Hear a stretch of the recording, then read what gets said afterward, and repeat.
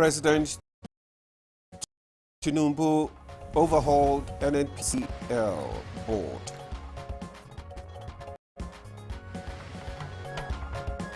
Edo governor visits families of Uromi tragedy.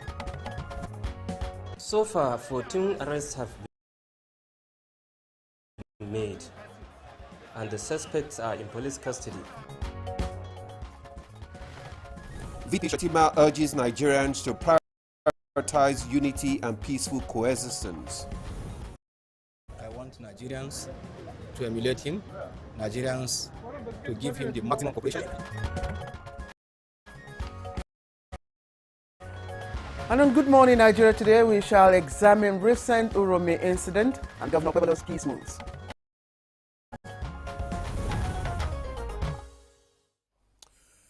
An alleged hunting expedition meant to be a routine turned into a nightmare, leaving 16 dead in Uromi, Edo State. Absolutely. An agitated Governor Okpebholo of Edo State, who visited the scene, bemoaned the unfortunate incident and vowed that perpetrators of the gruesome murder will not go unpunished.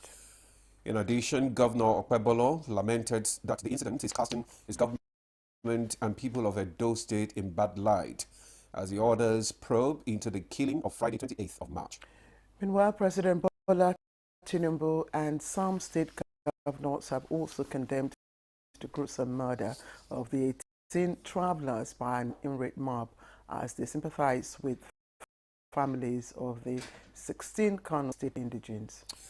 Well, Claire, in a bid to avoid reprisal and to pacify the deceased families, Governor Okpebholo visited his Kano State counterpart to commiserate with the parents, people, and government of Kano State on the unfortunate incident and offered to pay compensation to the deceased families.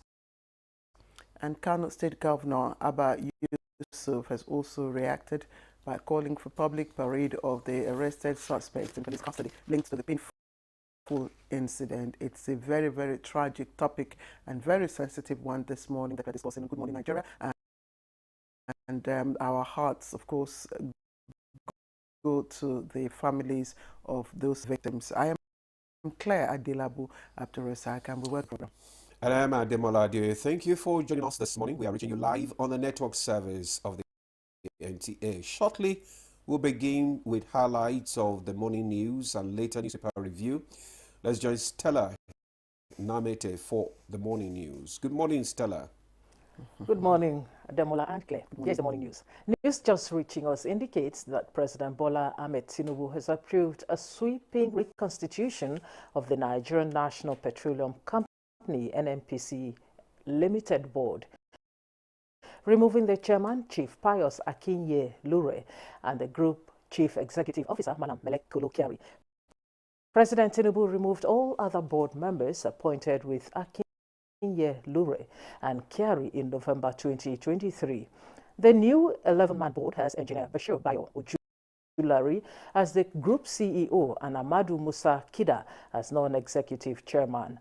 Ade Dakbo Shegun, and who replaced Umaru Isa Ajia as the chief financial officer last November, has been appointed to the new board by President Tinubu. 6 board members, non-executive directors, represent the country's geopolitical zones. They are Bello Rabiu, Northwest, Yusuf Usman, Northeast, and Babs Omotowa, a former managing director of the Nigerian Liquefied Natural Gas NLNG, who represents North Central. President Tinubu appointed Austin Avuru as a non-executive director from the South-South, David Ige as a non-executive director from the Southwest, and Henry Obi as a non-executive director from the Southeast. Mrs. Lydia Shehu Jafia, Permanent Secretary of the Federal Ministry of Finance, will represent the ministry on the new board, while Aminu Saeed Ahmed will represent the Ministry of Petroleum Resources. All the appointments are effective today, 2nd April. President Tinubu, invoking the powers granted under Section 59, subsection 2 of the Petroleum Industry Act 2021, emphasized that the board's restructuring is crucial for enhancing operational efficiency, restoring investor confidence, boosting local content, driving economic growth, and advancing gas commercialization and diversification. Families of the victims of the Uromi tragedy have commended Edo State Governor Monday Okpebholo for his compassion and solidarity towards them. This follows the governor's condolence visit to the Torankawa community in Bunkure local government area of Kano State, where he joined Kano State Governor Abba Kabir Yusuf in paying respects to the families of the 16 victims brutally killed in Uromi, Edo State.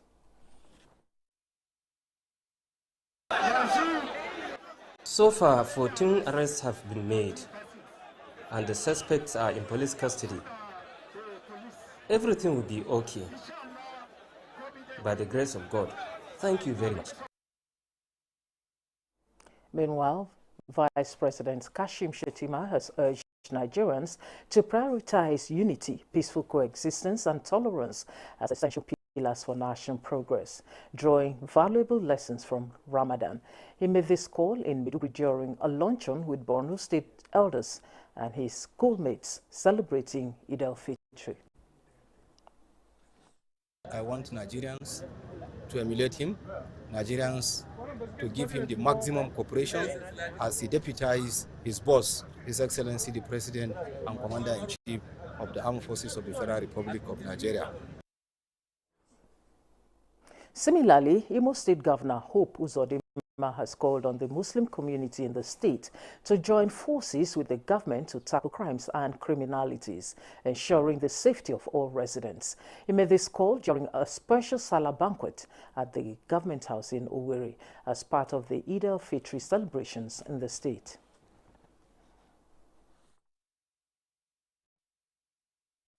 Help the government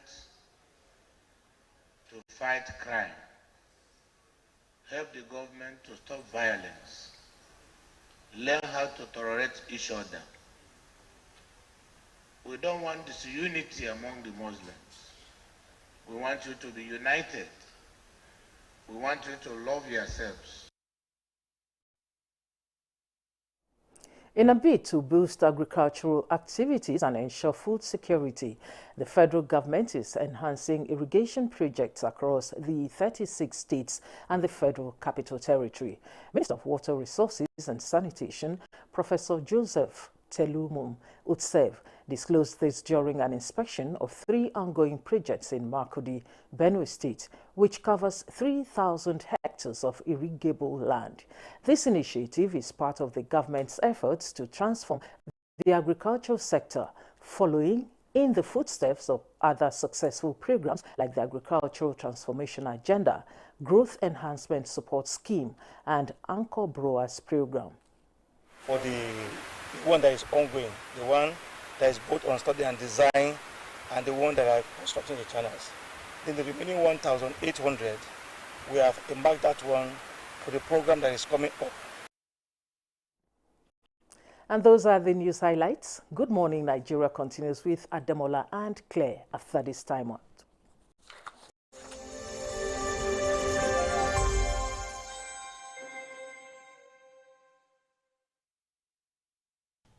I am Oluremi Tinubu, the global and national Stop TB champion.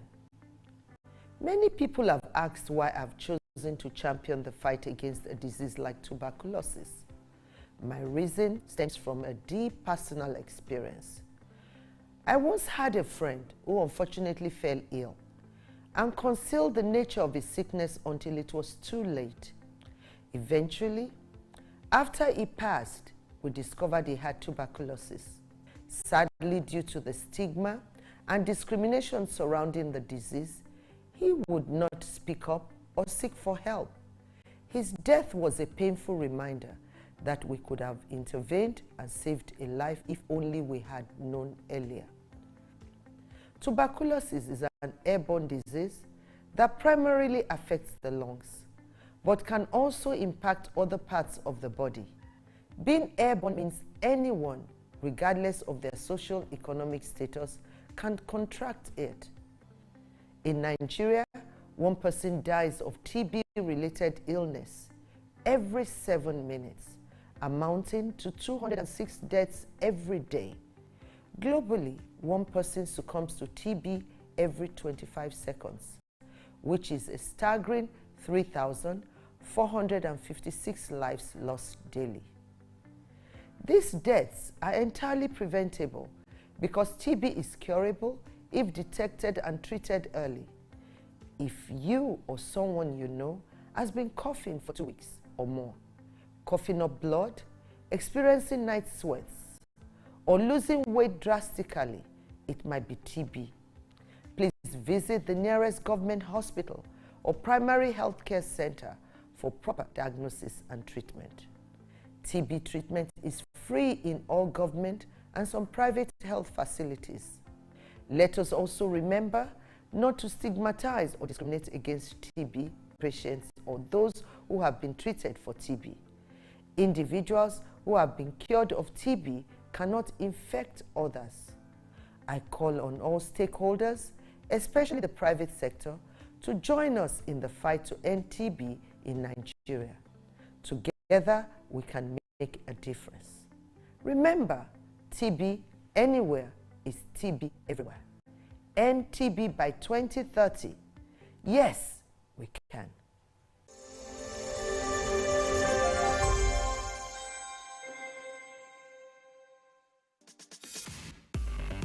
The sport is very, very important to the special kid needs.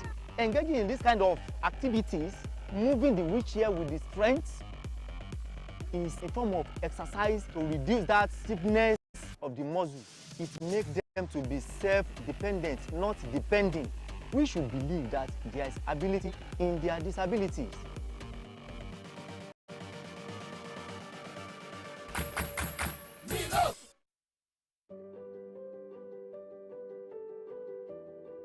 Have you heard the news? The federal government of Nigeria, through its direct benefit transfer program, has started the disbursement of 75,000 naira per household in 3 installments of 25,000, 25,000, 25,000 naira. Each recipient must have a validated national identification number, NIN, to receive the payment on behalf of their household members. To benefit, your household must be in the National Social Register of Poor and Vulnerable Households in Nigeria. The federal government's direct benefit transfer program is helping to reduce the effect of suffering while promoting financial and economic inclusion for the poor and vulnerable population in Nigeria. Afam Bogenika, Ebim Nagara Dimawa Village, Abuja, Nazo Afeba. So Esom Nandi register na NSR government register with my NIN. So government wears them ATM card.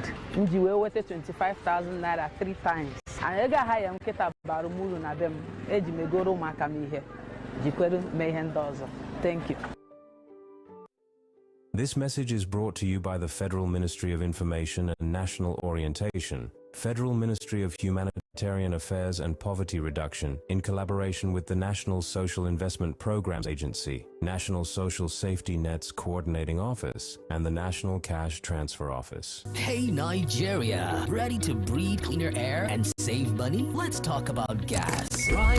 With CNG, the smart, cost-effective choice. Fill up for less and travel further. Save money, save the planet. Switch to LPG for cooking. It's cleaner, healthier, and better for environment. Say goodbye to smoke and eye problems. Do you know Nigeria is a gas nation ranked 9th globally with over 209 trillion cubic feet of gas reserve? Gas isn't just for cooking and driving. It powers industries too. Cleaner, cheaper, and more efficient. And the best part, conversion centers are popping up everywhere. It's never been easier to switch to gas. Join the cleaner energy revolution. Choose LPG for cooking and CNG for your vehicles. Clean energy for brighter future. This message is brought to you by the Office of the Honorable Minister of State for Petroleum Resources, Gas, supported by the Nigeria Midstream and Downstream Petroleum Regulatory Authority, NMDPRA.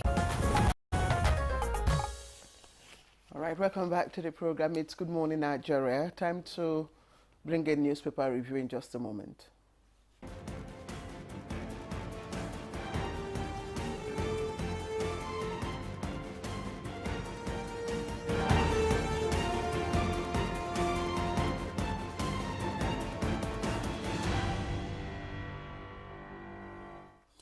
Yeah, our newspaper reviewer, Chukwudi Okoli Ubaja is here.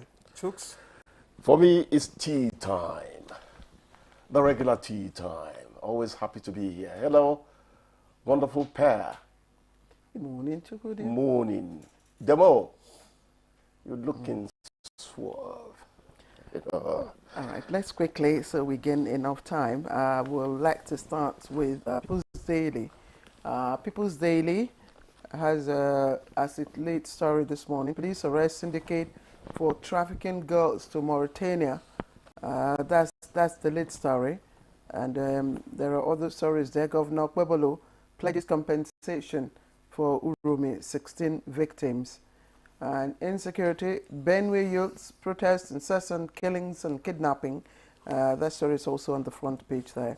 And then federal government revokes housing allocation to defaulting recipients who fail to comply within 90 days.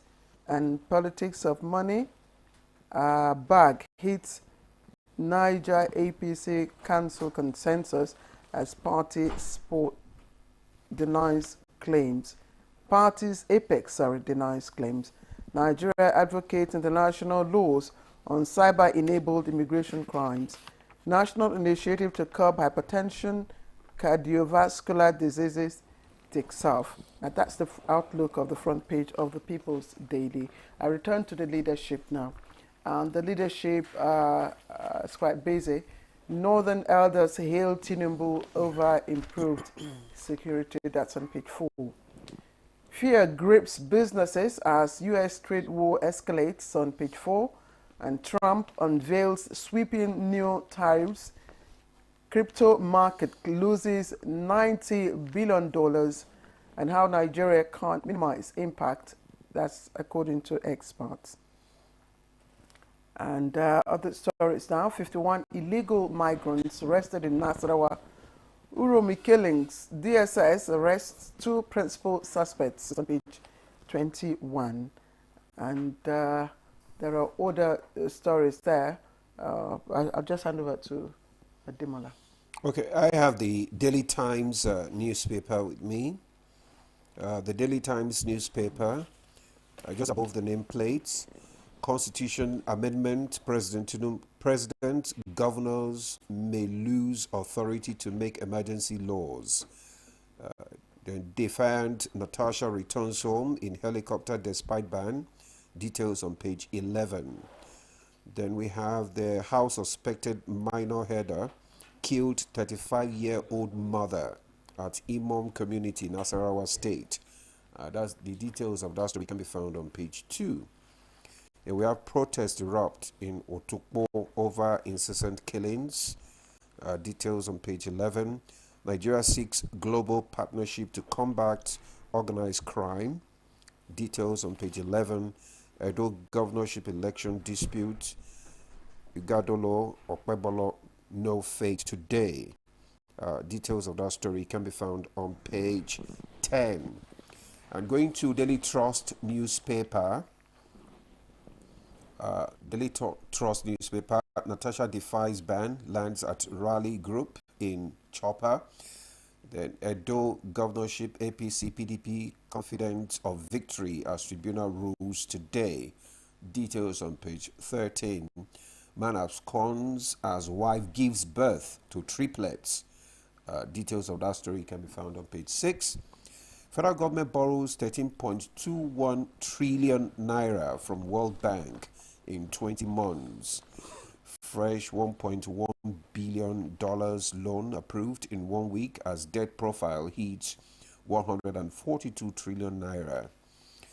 Details of that story can be found on page 3 and 4. Urumi killings, DSS has arrested 2 principal suspects. Edo government. Kano reiterates call for justice. Victims' rights to freedom of movement violated. Chooks? I don't know the details of the constitutional amendment story where you said or hinted that president governors maybe lose authority to make emergency laws.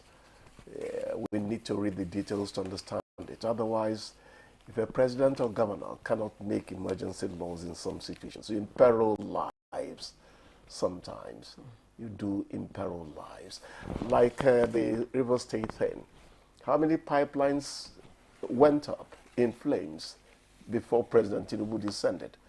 Are you saying that the president should not have authority to say, hey, let's do this immediately before the thing escalates? What we must insist on is that the procedure should not be departed from eventually. You must allow democracy to work properly. But I think there are situations that demand that you take immediate action concerning some situations, you know. So that's what I want to think about it. Illegal migrants arrested in Nasarawa. Are you all going Trumpian? You know, when a big gun drops a phrase, sometimes a word catches it and it becomes their sing-song. Illegal migrants in Nasarawa, come to think of it, illegal migrants are so many in Nigeria that we were talking about porous borders the other time. Yeah. And I said, those borders are going to remain porous as long as kith and kin remains the driving force in African relations. Because somebody can stand at the other side of the border and tell you, hey, greet mama from you. We're all kith and kin. Africa does have things to resolve, doesn't it? The illegal migrants, yes, are all Malians, aged between 17 and 25, arrested at their hideouts following a credible intelligence. Yes. Now, you know, and this is from the Nigerian Immigration Service. They are usually Malians or Nigerians. Yes. The migrants may have been victims of trafficking in persons and smuggling of migrants, you know, and all that. And I was just showing Demola, you know, I don't know how we cannot confirm that story this morning, that the Mali, Niger, and Burkina Faso have started imposing, you know, import fines. Who's going to suffer it? Who relies on who more? That is the question. You know, when I read these series, Nick Carter, he was the American spy, just like James Bond was. There was a place where he said so many things that tended to portray him as beating his chest. And the man said, those are famous last words. You'll soon die. The Burkina Faso, Mali and Niger, they are imposing tariffs on who? When we can cut off their lifeline, come to think of it. You know, ECOWAS has been very magnanimous in not, you know, rolling out the sledgehammer, because it will mean a lot for the peoples of those countries. And I think that is what the ECOWAS community is considering.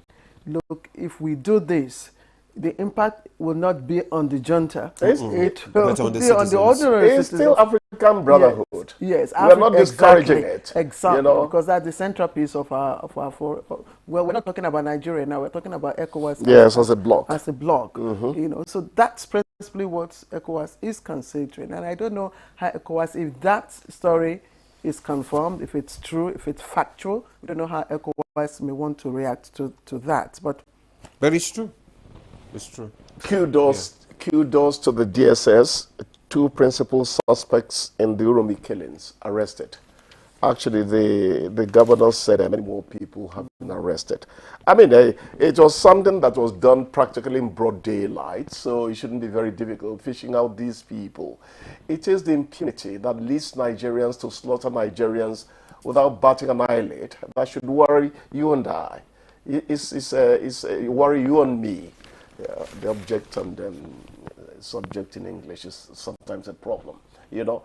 So we should not be allowed the wild, wild west scenario, you know, because that is moving towards the precipice.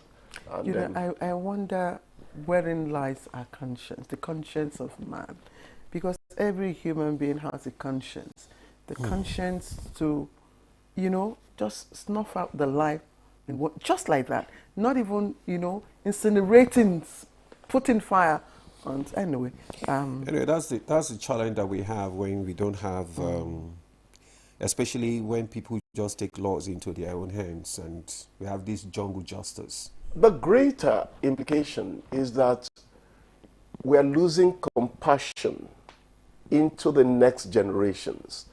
And it boils down to, I said yesterday that the family unit has virtually collapsed. When people were saying that parents were trying to get Android phones for their children so that they would be in a position to engage in Yahoo business. That's not us. That's not how we were.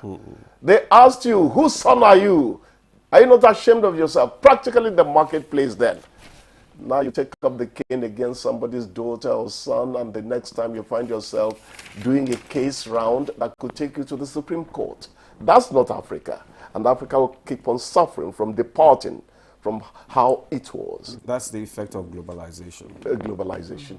This is not globalization. I keep asking you, when you tell me this is why this is happening, I tell you the Japanese and the Chinese still maintain certain traditions. Nigerians find very lame excuses easily. There's a story that, of course, should have been boom on all the papers this morning, but apparently the overhaul of the NNPC board, and the replacement of the executive, I think the story came late. That's why it's not. Late. Yes. That's why it's not. Yes. Is it going to be new wine in old bottle, or is it going to be old wine in old bottle? That's the point. Well, it's a clean sweep. If you ask me, it's a clean sweep. It's okay. From the GMD to all the. Demola will soon kick me out politely. So let me quickly say that what concerns me more is their inability to reach a Naira for crude arrangement, as the current one has expired in March. And this gives me goose pimples. Insider sources reveal that the government is unwilling to renew the agreement, citing revenue losses. According to these sources, the authorities view the Naira for crude policy as a financial compromise that deprives the government of necessary funds for intervention program. Let me hope that this is an investigation. It is. It's not attributed. Again, so, there could be so many reasons otherwise, why, Mr. President, there's so many things going on around the oil and gas sector. Yes. So, so maybe in the days, going ahead, we'll get to know what has happened. But before we let you go, I know you're an Arsenal fan. You guys don't watch Nigeria Premier League, but Super Eagles must beat South Africa to qualify for 2026 World Cup. That's the Shelly. Bafana will host Nigeria in March the 8th encounter in September. Claire, yes. I don't know why you choose to retard national progress. I've told you everything is wrong with the glass house. The way Super Eagles run on the pitch does not impress Chukwudi Okoliubaje. They run flat-footed. They don't run on the balls of their feet. For Warrior Nere Junction, they will tell you, say, the man sit down like pap, we don't spoil. The way our players are, they're not agile enough to win anything. And some of them are aged enough to be shot out of that pitch. But you amaze me. Oh, what do you mean? You amaze me. The team that make up the Super Eagles now are international players, worldly recognized, both, their individual teams. Skills. And yes, in terms of skills. Are you talking about Lukman? Are you talking about Osimhen? Are you talking about Ekong? Are you talking about, Iwobi? Stop. When did Fulham substitute Iwobi yesterday? You see, you're not very current. You're not. He's losing it. I don't want to say this on national television. Chooks, yes. I tell people that the fact is that if you close your eyes to facts, you learn through accident. Chooks, facts are sometimes personal. Well, Chooks, thank you. Thank you. Well, we'll take a break now. Good Morning Nigeria continues. Stay with us. The Nigerian national flag represents our country's history, culture, and identity. It was designed in 1959. The colors are Emerald Green 2.0, which represents agriculture, and Immaculate White represents unity and peace. Know how to handle our flag. Illuminate the environment or don't fly the flag overnight. Do not fly a dirty or tattered flag. Take such flag to the nearest National Orientation Agency office for proper disposal and replacement. The national flag can only be flown at half-mast on the directive of the federal government. The national flag must be flown at the same or higher height when displayed alongside other flags. Don't burn or allow the national flag to fall on the ground. Do not print, decorate, modify, or insert the coat of arms on the flag. Our national heroes are not buried with the flag. They are honored by presenting it to their next of kin during internment. Respect our national flag. Be a real Nigerian. This message was brought to you by the National Orientation Agency, NOA. The sport is very, very important to the special kid needs. Engaging in this kind of activities, moving the wheelchair with the strength, is a form of exercise to reduce that stiffness of the muscle. It makes them to be self-dependent, not depending. We should believe that there is ability in their disabilities.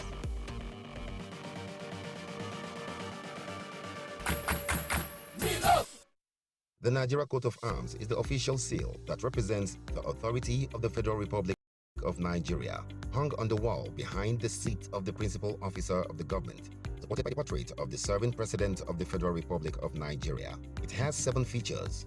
The black shield stands for Good Earth of Nigeria. The silver wavy band stands for the confluence of rivers Niger and Benue. The 2 white horses stands for dignity. The yellow flora is a common wildflower throughout Nigeria. The red eagle stands for strength. The wreath is in our national colors of green, white, green. The motto, unity and faith, peace and progress, is written on a beautiful yellow ribbon, and it's a maxim for all Nigerians. Be a real Nigerian.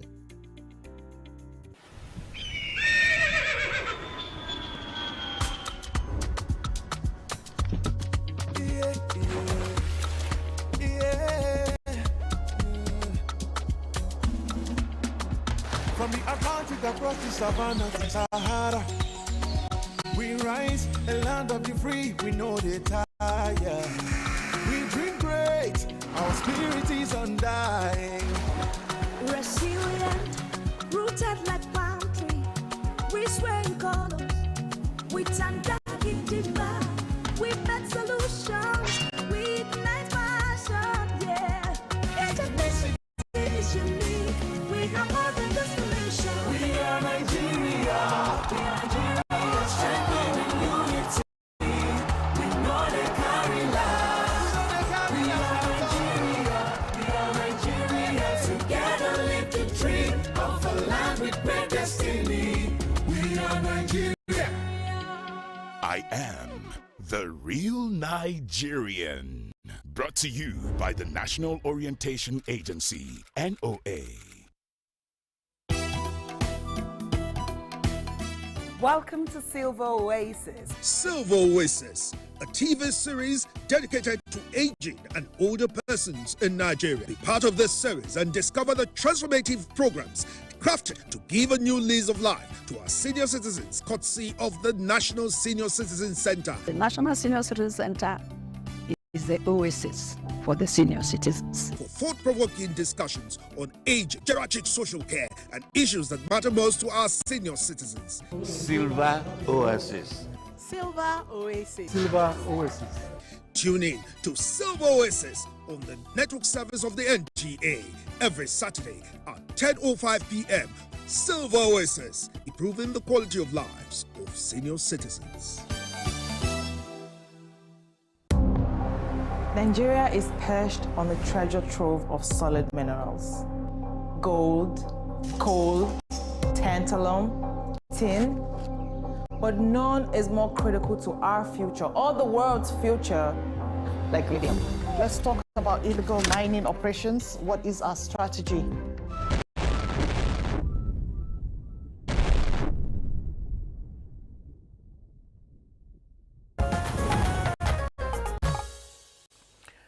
All right, if you just joined us here on to Good Morning Nigeria, live on the network service of the Nigerian Television Authority, NTA. Thank you for joining us. And you're right on time for us to begin our conversation on the Uromi incident. And just before we bring in our guest, we'll listen to the background report put together by Ibrahim Dan Amidu. The Uromi unfortunate lynchings has sent shockwaves across Nigeria. sparking widespread reactions and condemnation. In this horrific act of mob violence, 16 innocent travelers were brutally murdered in Uromi, Edo State, on the wee hours of Friday, 28th March 2025. They were intercepted by local vigilantes, mistakenly identified as kidnappers, and brutally attacked despite their pleas for mercy. The incident has drawn condemnation from President Bola Ahmed Tinubu, some state governors, and Edo State Governor Monday Okpeolo, who visited Kano to commiserate with the families of the victims and government of Kano State. Governor Okpeolo pledged full compensation to the families of the murdered victims and assured them of his support. Meanwhile, the police have arrested 14 suspects so far, while the hunt for other perpetrators continue as investigation unfolds. Amnesty International Nigeria has called for a thorough investigation to hold perpetrators accountable and prevent similar incidents. This tragic event raises critical questions about mob violence, jungle justice, and the breakdown of law and order. Experts will discuss the Uromi incident, exploring ways to promote justice, peace, and security. They will examine the root causes, relevant authorities' response, and potential solutions to prevent similar incidents. Well, thank you, Ibrahim Danamidu, for that background report. And we already have our guest seated in the studio to discuss the Uromi incident and Governor Okpebolo's peace moves. First, let me introduce Kashim Afebwa, political stalwart. You are welcome to Good Morning Nigeria. Thank you very much. It's a pleasure. Also, we have in the studio Brigadier General Sani Kuka Shika Usman, a former army spokesperson. You are welcome to Good Morning Nigeria. Thank you so much. Good morning. All right. All right. Let me also introduce Dr. Kabir Adamo, who is the CEO, Become Security and Intelligence Limited, and of course is an expert in risk management. Thank you very much for joining us. A pleasure. Thank you for having me. Good morning. Yes. We also have here Barrister Lawrence Alobe. He's a very familiar face. Of course, if you're in Abuja, you all know, everyone will know former CP. Thank you very much for joining us. Good morning, and thank you for having me. Well, let's just kickstart this conversation probably with Dr. Kabiru Adamo, a security and management risk expert. It's a sad incident, and can you just maybe give us some background or information into the killing, just in case, you're aware of it, and what do you think actually led to the incident? Okay, from the little we've gathered, and like your reporter did mention, these were travelers who had begun their journey somewhere in Rivers State.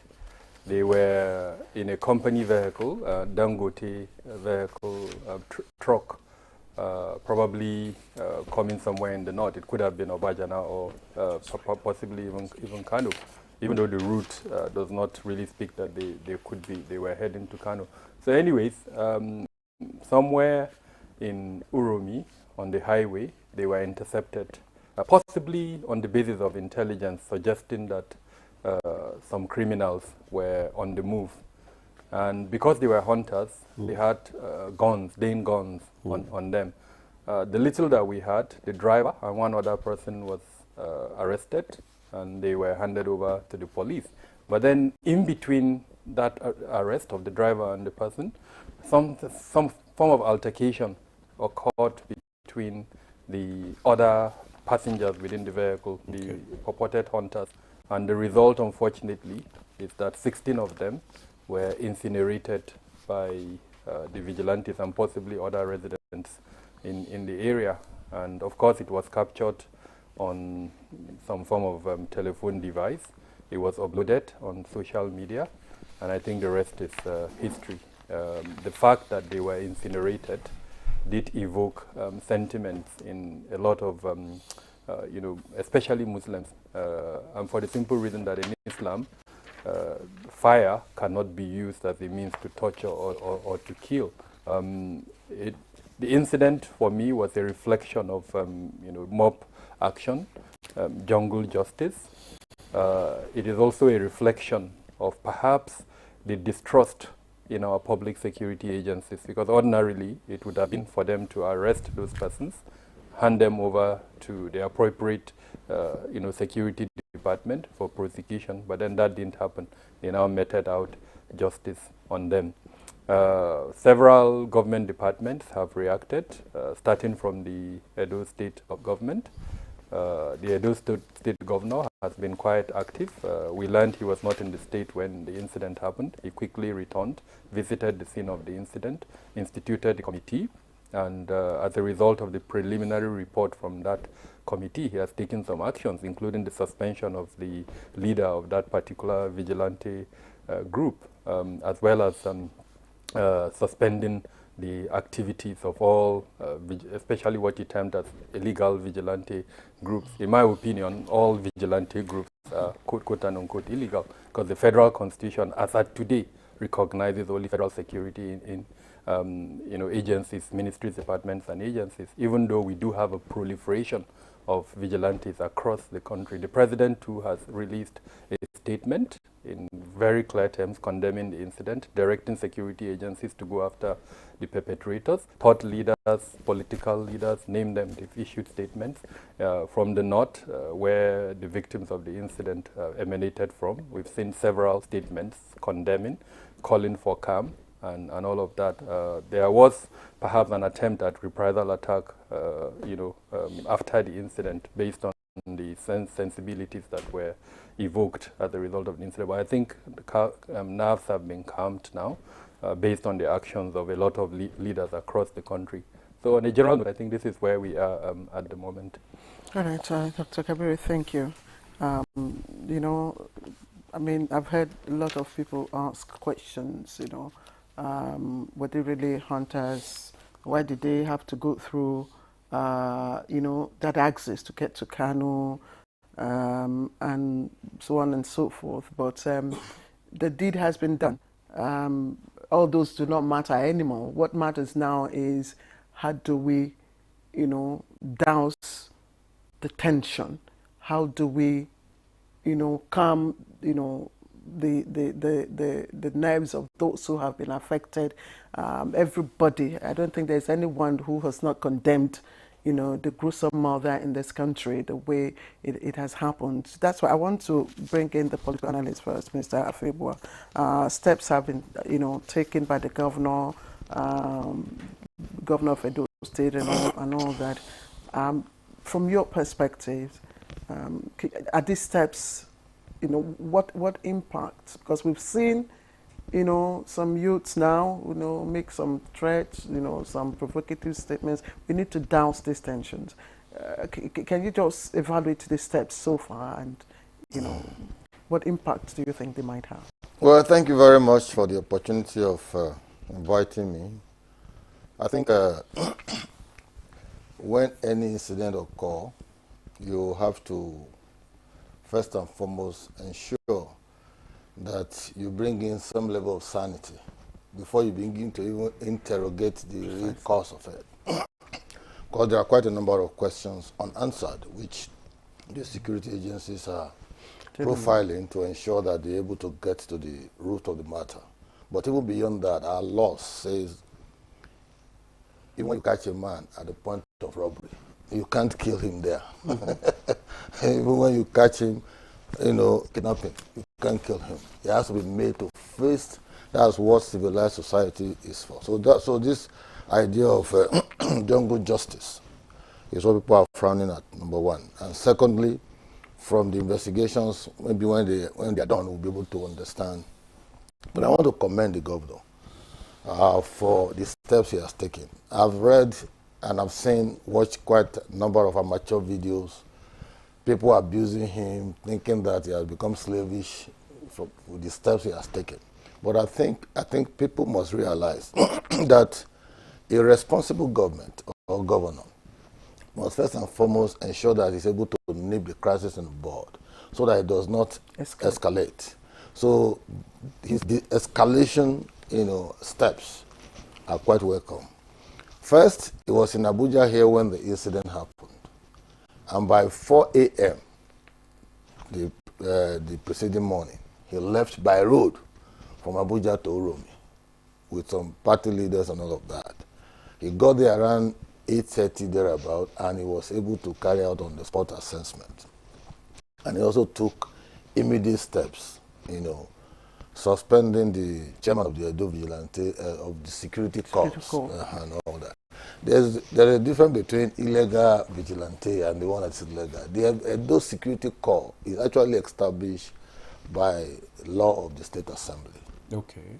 So the Inspector General of Police, before the election, proscribed it. That particular body, yes.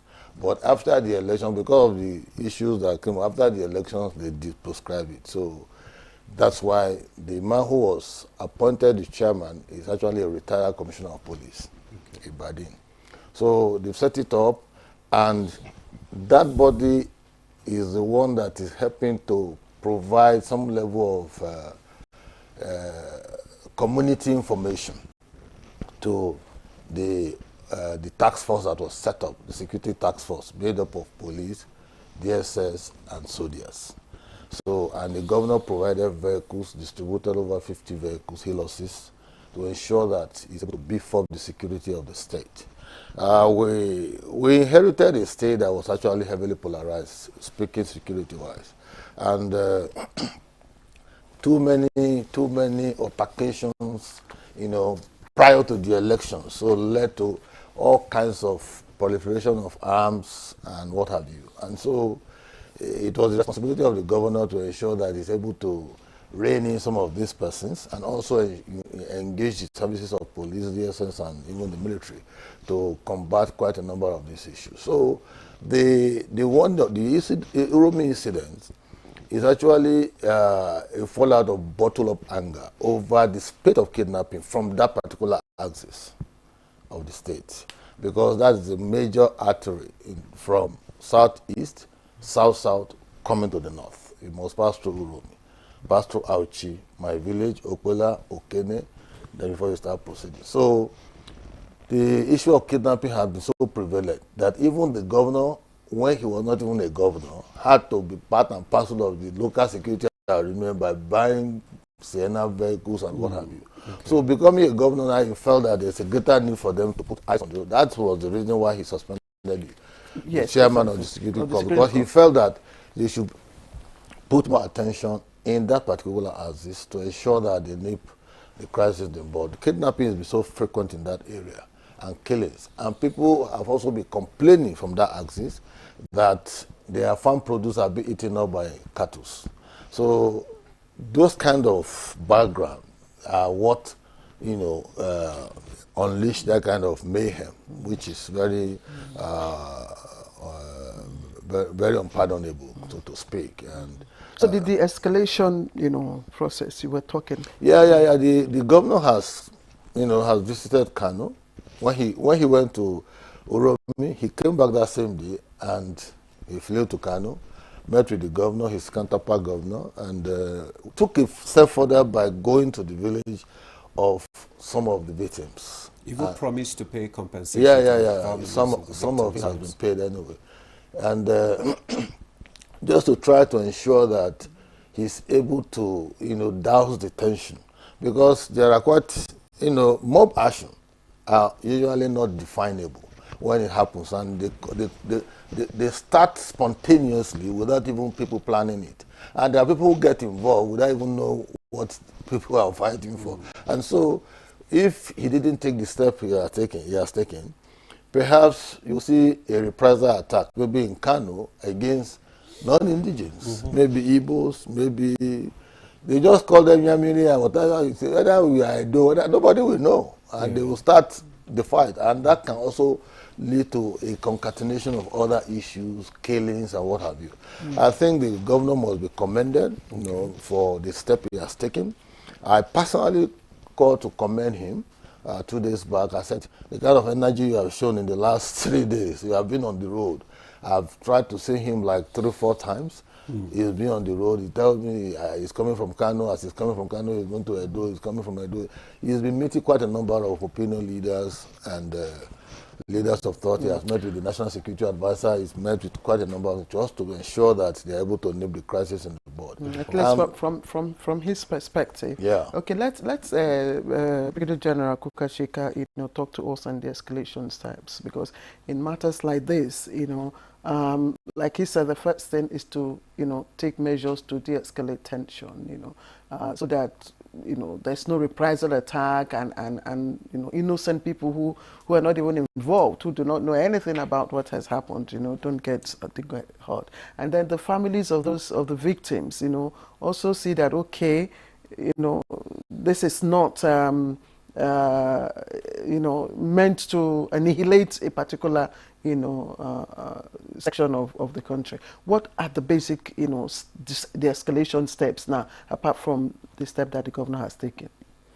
I think there are quite a number of them, and beyond that, before I even talk about that, I would like to look at it from the perspective that when Dr. Kabir was talking about lack of trust in the security agencies, but I think this particular incident has brought to the fore one burning issue, the relationship between the components of Nigerian society.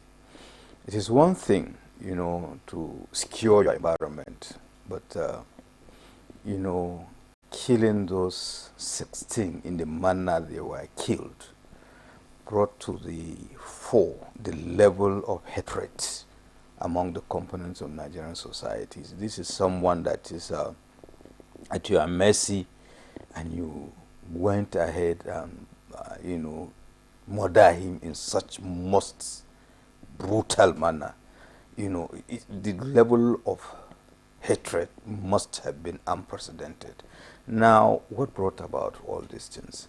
But the good thing is that we are talking about measures being taken. Of course, the previous speakers have mentioned it, particularly Kwebwa, and one has to further commend the Edo State Governor for the action he has taken. Not only him, also his counterpart in Kano, and all other well-meaning Nigerians that went out of their way to show understanding, calm nerves. And I was so surprised that even the measures taken by the state government, that the people of Uromi and surrounding environment, they are even afraid. Now their relationship, the average northerner is more or less like a king now, because the state is now, has shown a greater sense of belonging to the people. That here you are, a stranger in a particular environment, and people who are commiserating with you, they are even afraid that whether they might be picked and all the rest of the things. So and what brought about most of all these issues is the simple fact that the issue of reward and punishment is more or less absent. People do all manner of things and get away with it. But there is a radical departure now, going to the scene, visiting Kano, and going to see the families of the victim and offer to even pay compensation. I always have problem with the issue of the word compensation, because do you actually put a price to human life? No, you can't. But at least showing those kind of, compassion, making effort to bring succor, I think is most commendable. So, but beyond that, again, we have to look at, just like he made mention of people denigrating the governor and all the rest of the thing, I think those lone voices should not be allowed to prevail. This is how it is supposed to be, and it is even a shame that our state governors have to wait for an incident of this nature to visit their counterpart, or they meet during the council of state meetings. No, there should have been visitation relationship, because I kept on wondering, whenever you have an opportunity to attend seminars, conferences, and all the rest, you cultivate relationship. So they have been meeting with each other. Have they been visiting? Have they been commissioning projects, regardless of political beliefs and all the rest? These are the building blocks for national unity, so that people will be given sense of belonging. Then the second aspect is the fact that I know, even though your state is the most, do I say cosmopolitan, because you have almost all the components of Nigerian society in Edo State. No, so how did you, I mean, why don't you take advantage of that? Even in the compositions of the vigilante and all the rest, bring people of diverse backgrounds so that they will have a fair understanding, because there is no part of Nigeria that you will not have some elements of other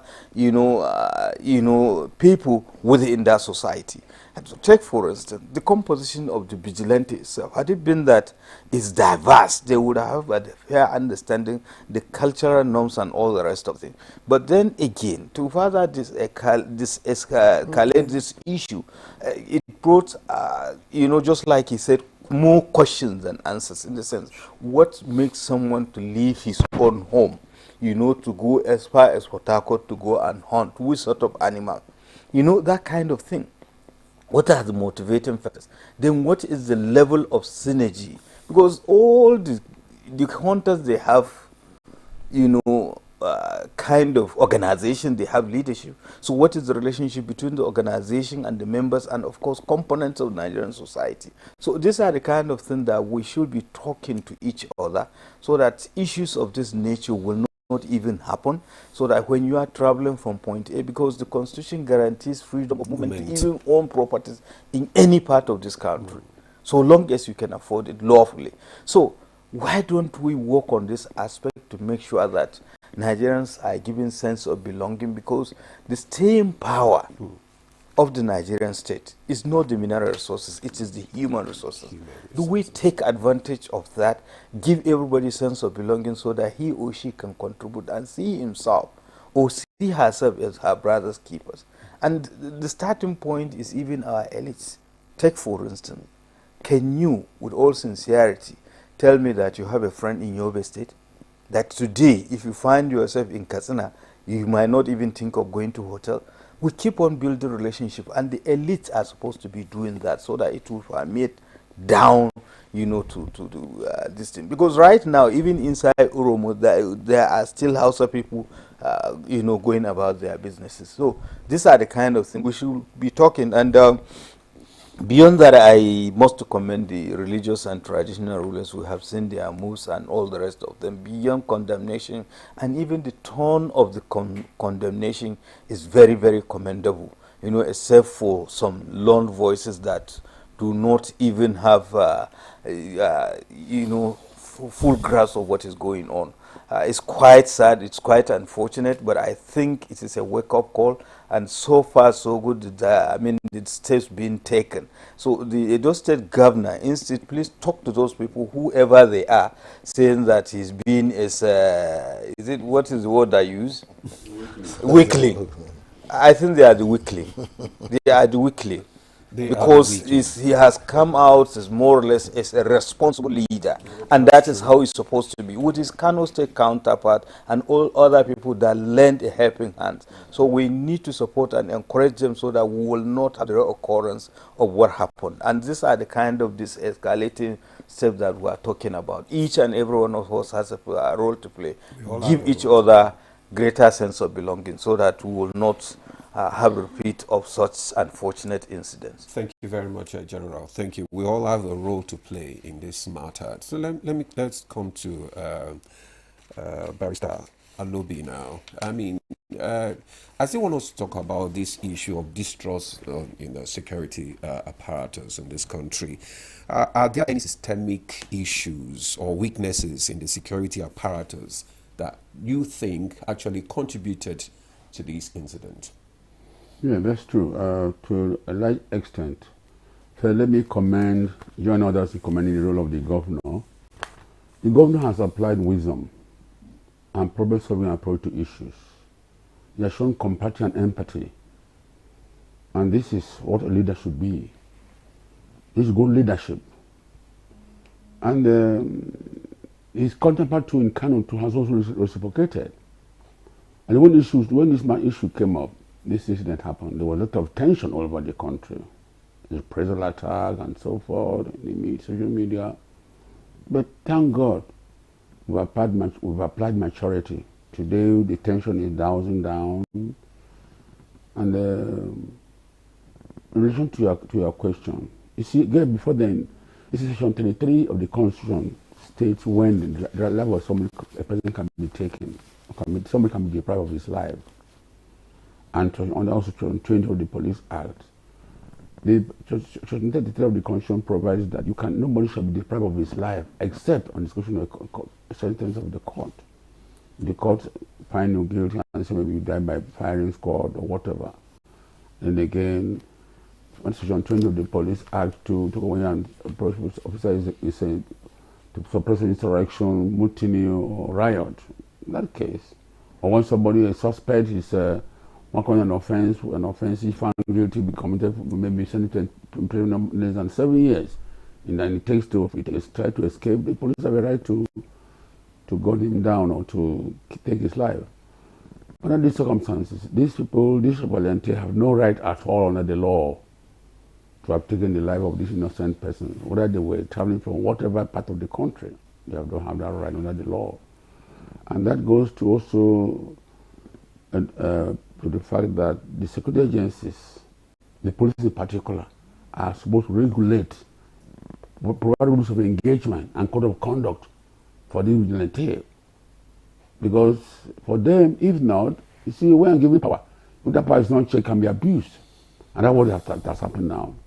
If they were that rules of engagement and code of conduct, and they were given that training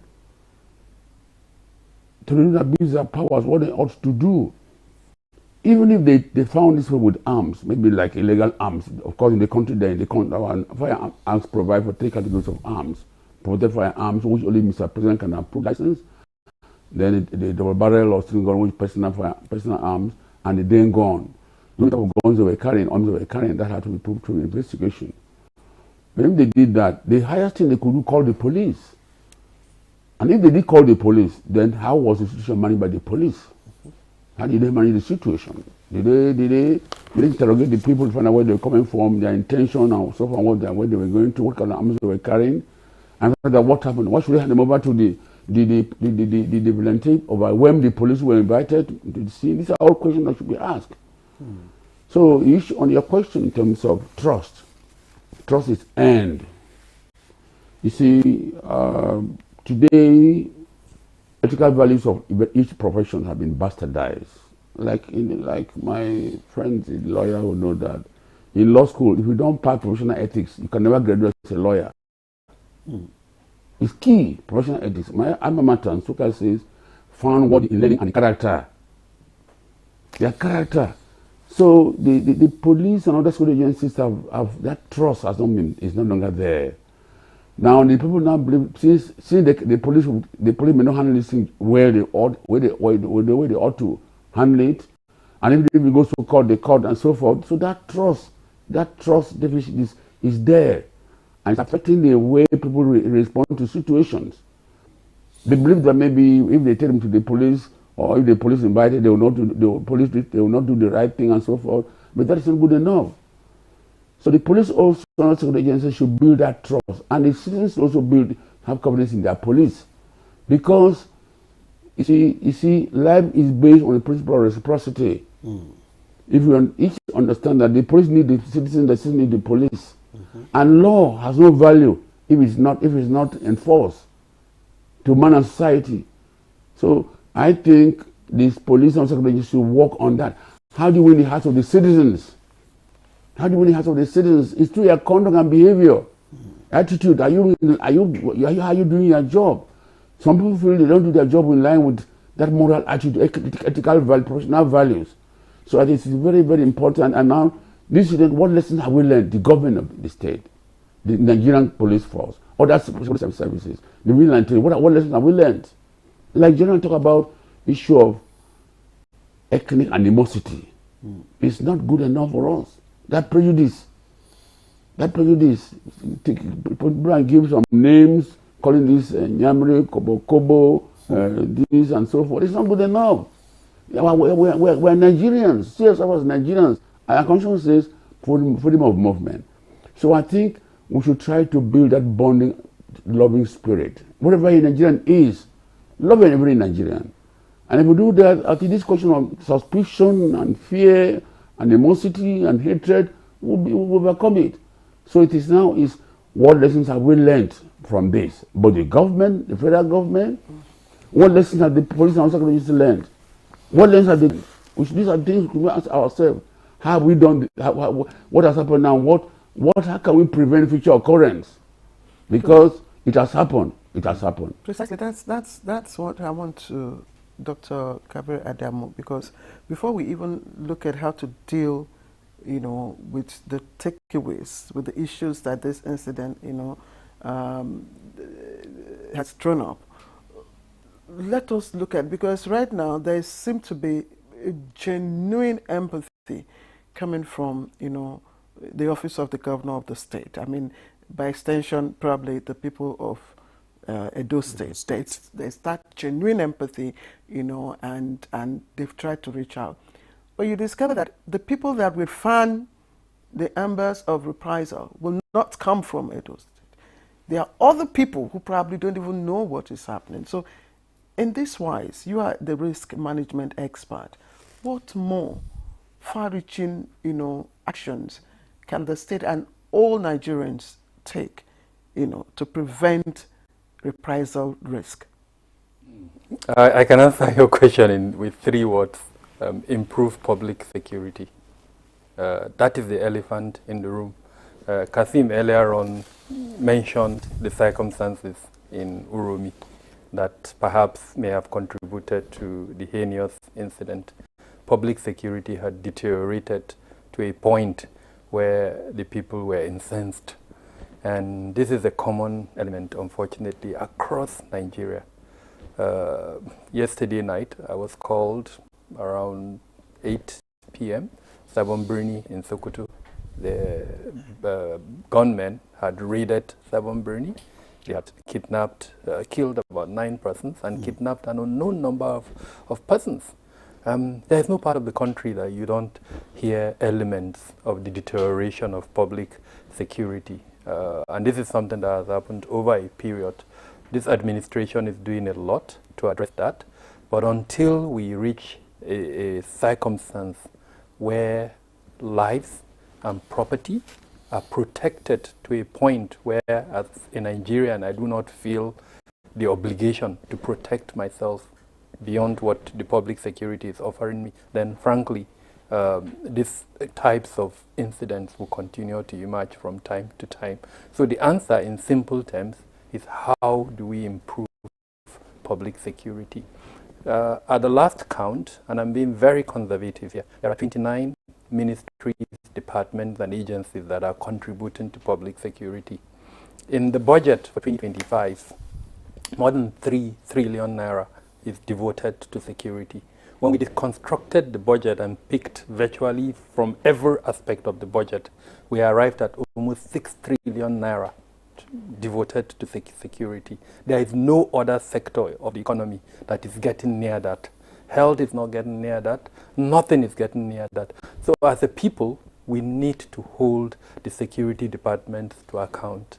And the only way we can do that is to ensure, especially the National Assembly, plays its role. The 3 elements of the role of the National Assembly: legislation, budgeting, and then oversight. There are committees that have been set up across the Senate and the House of Rep that have responsibility for these 3 functions. They need to wake up to the call, to look closely and ensure, because all along in our conversations up until now, we were focusing on the executive arm of government, but we're in a democracy. Yeah, there are 3 arms of government. They all have responsibilities. The legislature would need to play a role. In fact, I don't think it is out of place if we call on the legislature to set up an investigative parliamentary committee to look into this issue as a way of addressing the bigger issue of the failure of public security. They are on recess now. They're going to resume. When they do, I expect them to speak on this issue. I've heard the Deputy Senate President speak on it, and he's mentioned something like that. There are so many issues involved. In the first place, why do we have a proliferation of vigilante groups across the country? Why are they not being regulated? just like Barrister Lawrence mentioned, they are to be subsumed under the Nigerian police force. So why has the Nigerian police force not acted in enough to ensure that these vigilantes are playing their role and supporting public security? The way vigilantes have emanated, across the country, not properly trained, their weaponry. I doubt if there's any vigilante in the country that has an armory for keeping weaponry. I doubt if they have rules of engagement, if their codes of conduct have been codified. So what is the Nigerian police force waiting for? And if, for instance, they've not done it, why hasn't the parliament ensured that they do it? Because that's what our democratic system allows in that. So when you ask me the responsibilities that each of us can play, these are some of the responsibilities. But then I wouldn't want to close this statement without also mentioning our roles as individuals, especially parents. We do have a role. Especially the value system that we incorporate in our kids to understand, for instance, their civic responsibilities, obeying the law, and things like that. Then what of, General did mention this, hunters. I can answer his question when he says he doesn't understand why hunters will move from the north. I come from Sokoto, and in Kebbi State, as an example, that you have, I think, probably the most hunters in Nigeria embedded in that state. I do know they move around the country to hunt in different locations. I do not know the dynamics of hunting within the South, but I do know, like I said, they move across various parts of the country. And there is a association of hunters. I've forgotten what they are called.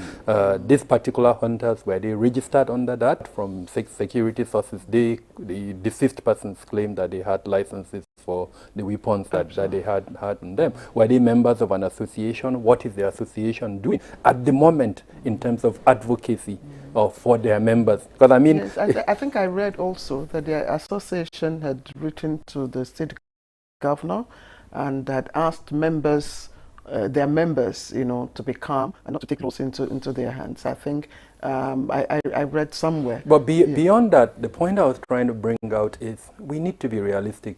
As a risk manager, the first thing you do is to identify threats. And at the moment, it would be foolhardy for anyone to say he or she does not recognize the animosity, the ethnic hatred, the profiling, the stigmatization that exists in Nigeria. It is a fact. And that's what I'm even asking. The vigilante groups, do they have that the skill to be able to identify threats? Just because these kind of incidents that happen that could have been prevented if they had been well trained. Exactly. Would you say that these communities, I mean, these vigilantes, do they actually pose a threat or benefits to the Nigerian communities? So I think we need to start from where they evolved in the same place, in the first place. They were evolved because there is a failure in public security. A significant number of them emerged to support public security within their domains. But they are not supposed to be in isolation. They are supposed to be embedded within the federal security structure. I know Kasim did mention that the State Assembly has backed the creation by law, but I think that's a lacuna in our constitution. A constitutional lawyer will need to come and clarify this to us. The constitution says only federal security agencies. That's clear. But then you now have states creating laws to back the creation of vigilantes across the federation. You have it in Kano, you have it in Lagos, you have everywhere in the country. So I'm not sure from the constitutional law point of view what the position is in terms of that, but this is what the Constitution says and this is what is happening. So I think the National Assembly would need to step in to clarify this current position. The decentralization of security should have been done yesterday. The law at the moment has not decentralized security, but the practice at the moment has decentralized security. So to answer your question, the proliferation has happened in an organic manner without proper supervision by the appropriate agency, which is the Nigerian Police Force. To an extent, the Nigerian Police Force has stepped in the case of Amotekun as an example. There were discussions and then eventually Amotekun was created. But then the requisite functions of ensuring, just like General said, that these organizations, the vigilantes, reflect the various dynamics within the location where they exist, gender, ethnicity, name it, I doubt. Even in the Northwest, as an example, example, in Zamfara State, you have Fulanis complaining that they are not represented in the vigilantes, even though Fulanis are part and parcel of the societies in the Northwest. So the same thing with the South as an example. All the ethnic groups should be represented, if at all the vigilantes are meant to serve public security. So because the police have not played that role and their training has not been sufficiently conducted, I think I wouldn't be wrong if I say they do not have the requisite skill to identify threats in the manner that they are supposed to identify. At the risk of being political, I visited Edo State under the immediate past government, and I was quite impressed. Again, I'm a professional. This is not a political statement. I was impressed with the structure that I found there. I found a command and control center that even in New York, was almost equivalent to what I found in New York. I hear that structure has been dismantled. Now, I don't know the reason. Perhaps the reason is to create a better one. If that's the reason, then yes, I'm happy and I'll clap for the current administration. But if the reason is not to create one, then I'll urge Kasim to tell the incumbent governor to go back to that command and control center. It had all the elements of a command and control center. Response time could have been speedier if that command and control center was effective. I'm answering your question in terms of the capabilities of a vigilante group. The command and control center that I saw in Edo State was receiving information from the field in a manner that was speedy, and that information was processed in seconds. And then the idea of processing that information is to inform the relevant security department to deploy to that location. Now, that is how a public security system should be. Supported by the appropriate vigilante network. At the moment, I'm not sure if that is in place. So I'm hoping that, because Edo State is a government in transition, it's a new government, a lot of things would need to be set up.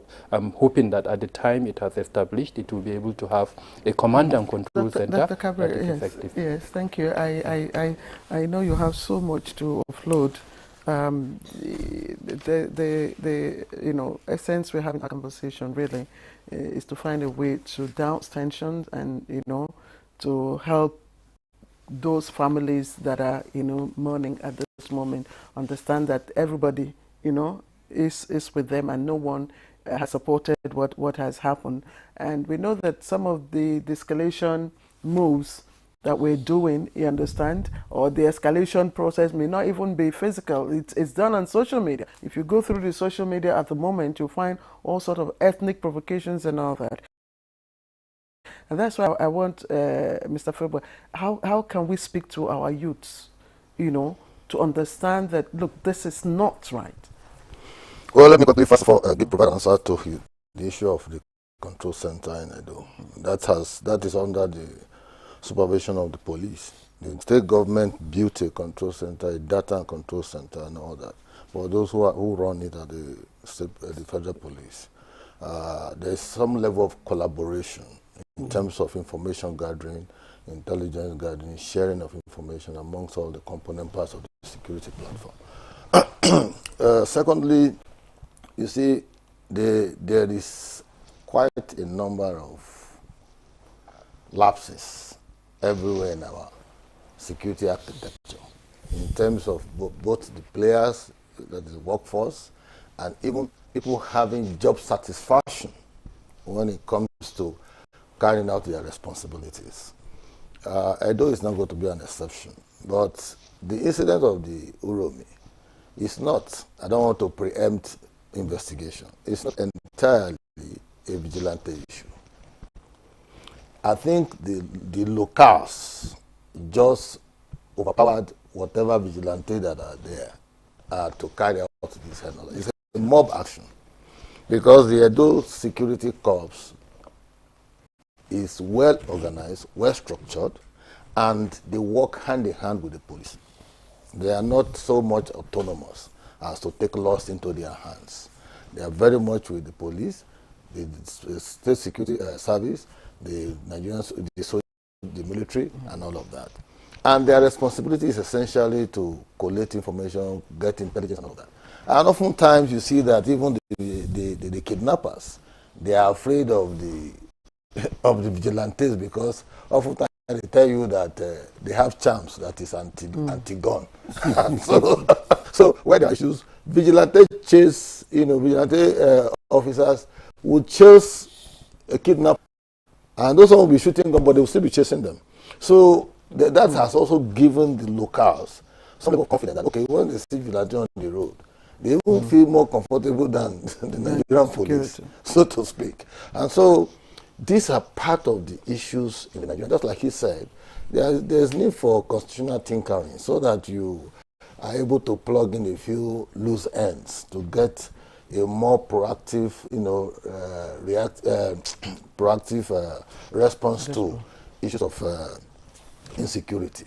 Back to your question of the social media, the youths and what have you. The society has become heavily polarized when it comes to issue of social media. The news out there are not verifiable by any platform, by anybody. So, and that also will fuel mob action, oftentimes. What we need to do, both at the state level and at the federal level, is for us to inject new ideas into our national orientation engagement. There has to be some kind of mass advocacy. Some of our speakers here have spoken this, but it has to be deliberate and it has to be conscious. We have to know that this is where we are getting at and this is what we need to do. No amount of resources is too much for us to carry out mass advocacy and reorientation of minds. I tell people oftentimes that the problem of Nigeria and Nigerians is not so much about system. It's about attitude you bring into that system. Some people say you have to build strong institutions. But the strong institutions will be run by individuals. If the individuals are also not strong or not following the ethics of what a responsible citizen should be. They don't have the right mindset. Yeah, they become a problem. So there's no amount of advocacy that is too much, no amount of reorientation of minds that is too much. We have all been victims of all kinds of insecurity crisis in Edo State. My cousin was killed, local government chairman was killed by kidnappers. My uncle was kidnapped. 7 days later, when they released him, he died. There are quite a number. One that was caught, and they were asking him questions. The guy who caught him told him that he's the number 2 to Shekau. He showed him pictures. He said, look at it. This is Shekau. This is number 2. We're coming down this way to come and look for money. So you see, there are quite a number of all of these issues.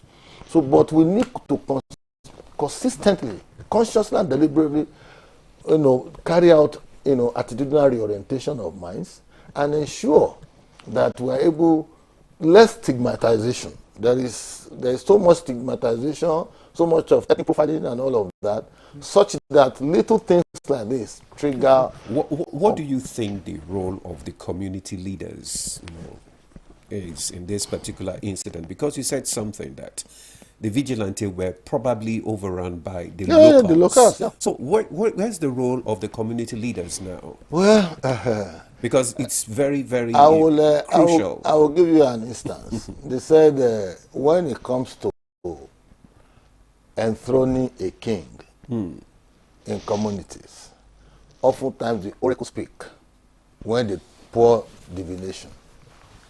In Yoruba land, it is Ifa divination. In some other places, they have a shrine they visit and they say, oracle will say this is the person. But a man told me, an elderly man about 94 years old, I went to interview him.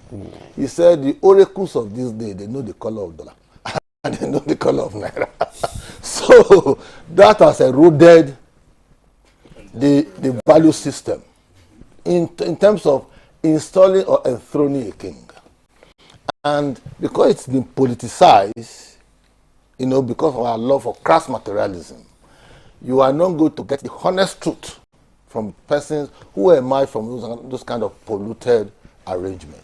So it is going to still be a function of continuous advocacy for attitudinal change. Because there are quite a number of communities that have intercommunal clashes. Look at the one that is happening in Osun State, where hundreds of people have been killed. It is not that they don't speak the same language. It is not that they don't know themselves, but little issues. And so for us, Edo, just like he said, is a cosmopolitan conclave. And because Edo is like a community in transition, not necessarily because of political transition, even it is an artery, it's a gateway to a lot of places. You are coming to the north, is a gateway. You are going to the east, is a gateway. You are going to Yoruba land, is a gateway. You must pass through Edo. That's why we call it the heartbeat of Nigeria.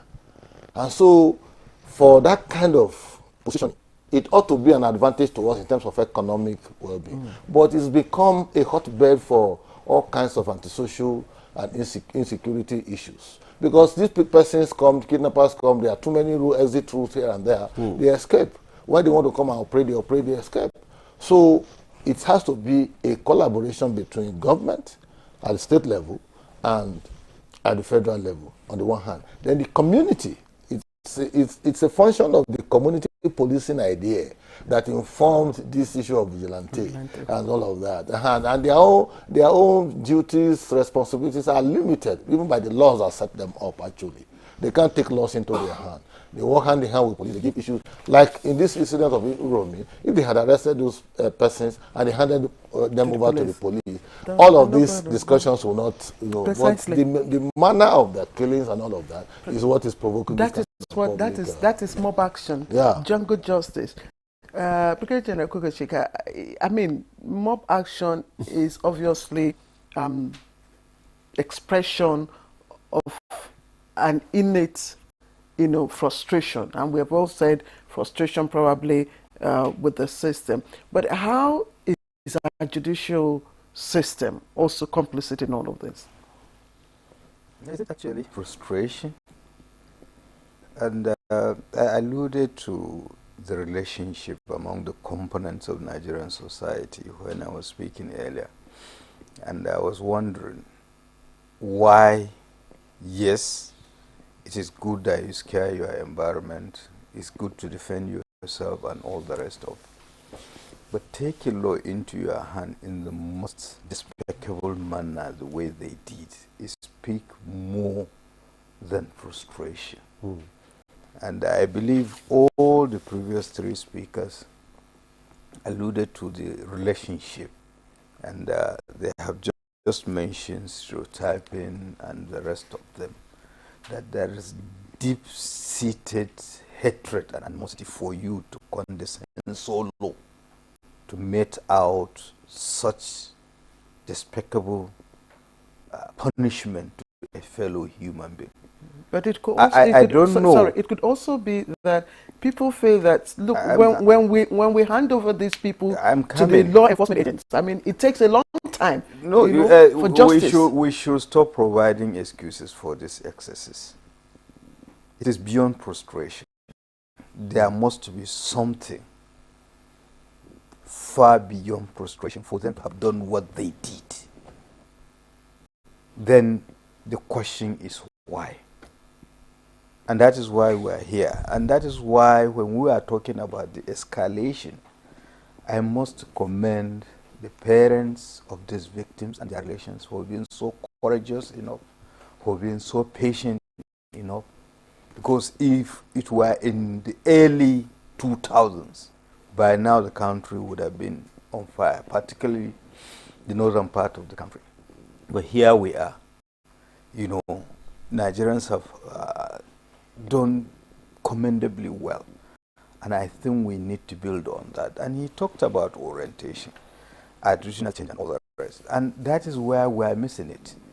25 years ago, when Nigeria decided to adopt democratic system of governance, having coming out, from almost 30 years of military administration, definitely you are supposed to. Yes, Kasim has made mention about institutions and the people leading institutions. Can I just ask you to pause, please? Okay. Let's just take a short break. We'll be right back. A major currency unit is the Naira, while the minor unit is the Kobo. They are both in notes and coins. The Naira is more than just a medium of exchange. It bears the images of our heroes. So, stop abusing the Naira. It is a criminal offense to spray the naira at events. Stop stepping on the naira.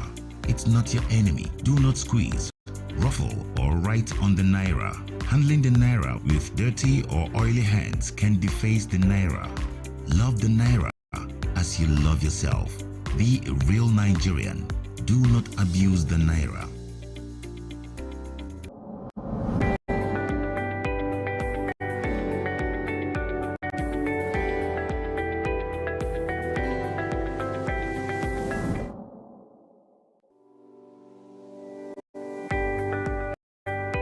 The business environment, to be honest with you, has been extremely hard for most Nigerian women's businesses, and of course harsh for a number of reasons. There is no way you would increase or subsidy and increase the price of fuel that it doesn't have the counter effect. It has been very challenging for so many women. I know that a lot of them have cried in one way or the other to us to find ways of intervening. But that is not to say that it is all doom and gloom. We will still have a few percentage of women that are thriving in this economy, but we hope that we'll be able to get a larger percentage. One of the things I've seen with even our local purchases now is that people are buying more made in Nigeria options of food, of clothing, and so on and so forth than the imported. So that again is helping some of our industries thrive. Surprisingly, the telecommunications is still doing well, and the reason is very simple. A lot of people are going for online options of skills in terms of training, communications, even remote working. And so you will see that people that provide services around those areas also thrive. But I think at the end of the day, it's about partnerships, collaboration, and influencing power from especially the private sector and even the public sector. But we really need the public sector to drive a number of things, especially policies, because the public sector has the national spread above even whatever we can do in our own small way. What has happened over the years is that even the government, for example, is being pulled from different angles by all these stakeholders. We need to harness ourselves to have strategic focus areas, and we should all be moving in the same direction, not using a competitive approach, but a collaborative approach. Secondly, in collaboration, we need to move with large clusters of decision makers. Instead of, the process of reaching out to individuals is painstakingly long and it takes time. And so we need to engage these stakeholders on a larger platform. I think it's very important to identify where you can get help in your own little way. And one of the things I've realized is that when you operate in silo, it is difficult for you to lift yourself out of the situation. Identify ways you can do what you are doing in a simpler way. And if what you are doing is no more profitable, why not find out what can you do in the meantime that will help you? You need to think outside the box and then connect. What you can do is also identify people and become a cluster to provide a service that ordinarily you cannot do alone.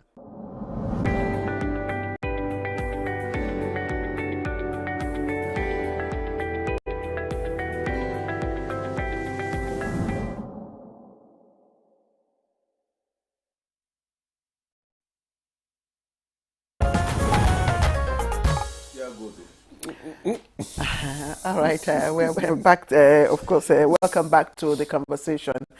Just before we went on break, Brigadier General Kukashika was speaking to my question, and I wanted to know if our judicial system, was also part of this problem that is, forcing people to take laws into their hands. Well, I think on a lighter note, before we go back into that conversation, I want you to finish your sentence. Did you call me Major or you? Brigadier General. Okay. I thought you Major. You are demoting me. I thought you called Major General so that you give me the arrears of my pension. Just call him General. So it's all right. It's understandable. Yes, I was talking about institutions and all the role of judiciary. Yes, Kabiru accused us of focusing more on executive, and we talk about, the legislative arm. Now you have talked about the other arm, which is the judiciary. And I would like to look at, it in conjunction with the criminal justice system in the country. But before I taught that, I was talking about the issue of attitudinal change and all the rest. You know, 25 years ago, we all agree in this country, we prepared the democratic system of governance, and any time you come out from a complex situation like when Nigeria was coming out from military administration or rule, there must be conscious and deliberate conflict sensitivity programs, part of which is the reorientation of the Nigerian society to understand that in democratic governance there are issues of bureaucracies and all the rest of the thing. Failure to do that, that was why we have had the ethno-religious crisis of the early 2000s. You know what happened, you know, in those days. And we could have borrowed a leaf to what we have done with the armed forces of Nigeria, because there was a deliberate reorientation program from 2000 to 2015.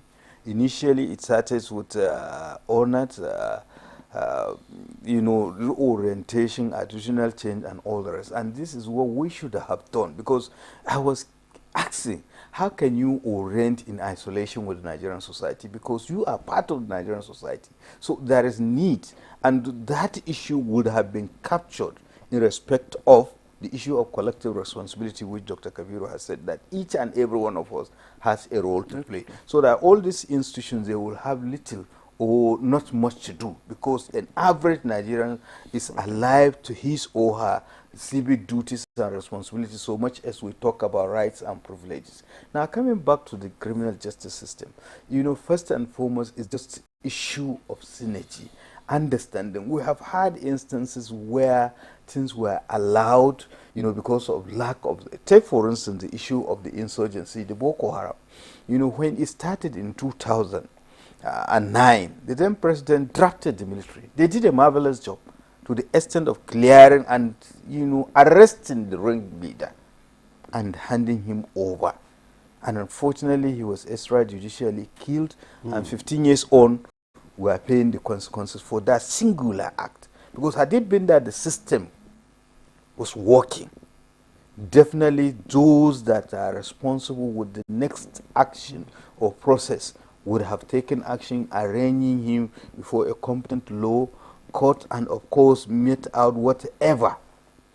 Definitely he would have been found guilty, whatever punishment, be it death sentence, life, or even typically the way they do, because there were instances, people that have committed heinous crimes. You are just given 7 years jail term, and somehow even before the expiration of the jail term, based on technicalities, they were released into the community and they are given chieftaincy title.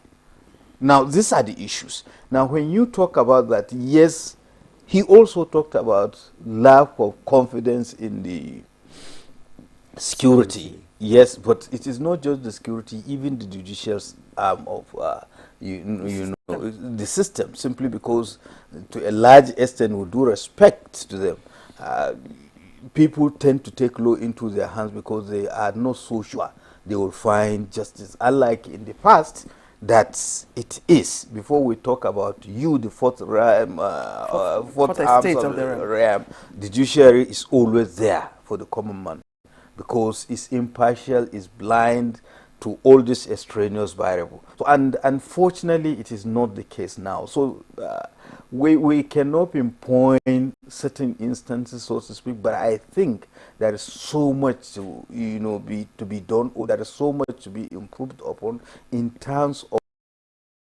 how they live up to expectations, so that, because all these issues that we are seeing hinge on the fact, the issue of justice, because had it been that there is always justice, people will hardly, even if they do, you know, the system will catch up with them, and the other people will have greater sense of belonging that, yes, I know that the judiciary is always there for me and for others. I will not dare do these things, but even if I do, I know I will not go far. Okay, thank you, General. Okay, thank you very much. So no doubt there is need for a reform, especially... now, let's go back to this issue of this vigilante now, CP Alobi. Do you think the vigilantes in this country, they need to be regulated? There is need for them to be regulated and monitored to prevent this similar occurrence in the future? Before I respond to it, permit me to make some comment about issue of character, which Fegbai mentioned, attitude. Okay. This section 14 of the Nigerian Constitution provides that the constitutional duty of every Nigerian citizen is to assist security agencies in maintaining of law and order. And section 14b says that the primary purpose of government, security and welfare of the citizens. If you just oppose the two sections together, if the security is a collective duty of all Nigerians, both the government and citizens and security agencies. But then the attitude is key and central. In Nigeria today, what are our core values, national core values? We don't have any. You cannot say these are our core values, the Nigerian core values. Most Nigerians are not even aware of their responsibility. That's what I'm saying. That's what I'm saying. That's what I'm saying. That's why we talked about public and lifetime education. In fact, for me, the police should establish a program. Okay. Because crime prevention, prevention is better than cure. Crime prevention on those issues to educate the citizens of their role, how to what and what constitute crime, what and what they should not do. It also helps make the society safe and secure. So crime prevention strategy is also an advocacy will help in making the society safe and secure. So immigration orientation, for instance, they are invisible. For my own, they're not something to be visible. This orientation should carry attitudinal change. Nigerians should know their role, but Nigerians today, like my colleagues on the civil society, always concerned about human right. Where there's a right, there's corresponding obligation of the citizens. But Nigerians are not concerned, they don't know about the obligations and duties, they don't know. Just right. So I think we need to carry out aggressive orientation to educate the Nigerians that they have a duty as citizens. They are citizens. Even from the home, from the family parenting, from the school. Like I mentioned my alma mater, I say find worthy in character and learning. The university, the institutions, how are they inculcating those values in their students? A young boy just leaves the family, going to the university, he doesn't know anything. The call group will just corner him one side, tell him we can do this, you protect you. If you have whatever result you want to give, you want to make first class, and so forth. What are the values that the university is inculcating, or the secondary school is inculcating their students, even the family? How many parents will sit down and inculcate values in their children? We're concerned about to make money and power. So I think we need that orientation. We need to have a national core values that will help Nigerians, from primary school, make it a compulsory course in all institutions, learning these core values and inculcating them. And we let us live by those values. If we live by those values, we will transform the Nigerian society. And the leadership at all levels, not just we leaders saying we just being leader to control money and power. How impactful is our life to the people we rule? Our character, what are we there to serve the people or just to impoverish them and the loot and so forth? The young ones are watching us, like you mentioned in the question of social media. If we carry on this orientation, let the youth know that they have a role. Because if today's country is not fixed, their future is very, very bleak. Very bleak. So you have to understand that they have a role to play to build a very safe and secure environment where Nigerians can feel confident in the part of the country. All this ethnic stigmatization, ethnic animosity is not helping us. We don't have the unity is not there. We're not united. If we must be those core values, our national anthem, when no man is oppressed, but people are being oppressed. We're not living in line with our anthem. So I think we need to develop a national core values. And I want and this is the responsibility of everyone. That is the traditional rulers, the political leaders, even the religious leaders. Everybody, it's a cultural responsibility of everybody.